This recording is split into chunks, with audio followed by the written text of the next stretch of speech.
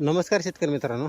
परवाच आपण याच्यामध्ये ट्रॅक्टरच्या साहाय्यानं मेहनत करून घेतली होती. त्याच्यानंतर आपण परत काय केले, कालचा एक दिवस गॅप गेल्यानंतर आपण याच्यामध्ये खत टाकून परत जे ड्रीप आहे ते सरीमध्ये टाकून घेतले. आता याच्यामध्ये अजून एक महत्त्वाचा मुद्दा असा आहे की मेहनत केल्यानंतर 1 ते 2 दिवसाचा गॅप द्यायचा आहे, पाणी द्यायचं नाही लगे लगे.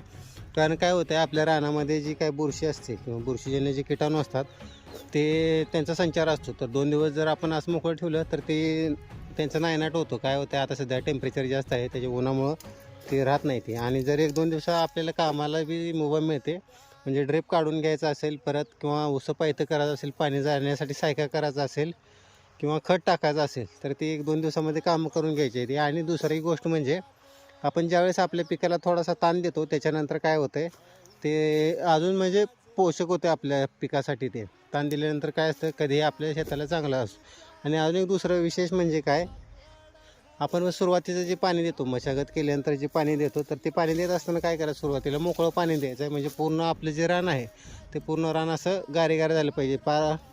आपला जो म्हणजे सरीचा जो वरिंब आहे किंवा जो डुंबा आहे किंवा काय असेल शेंडे आहे तोपर्यंत तिथपर्यंत गार करून घ्यायचा आहे. नंतर परत तुम्ही जर थोडं लहान लहान पाणी किंवा तोटीच्या साह्यानं, ड्रिपच्या साह्यानं किंवा पाट पाण्यानं जरी भिजवलं थोडं लहान पाणी लावून तरी काय अडचण नाही. परंतु सुरुवातीचं जे पाणी आहे तर ते भिजवत असताना काय करायचं, पूर्ण आपलं रान जे आहे ते पूर्ण गारीगार होईल याची दक्षता घ्यायची आहे. धन्यवाद.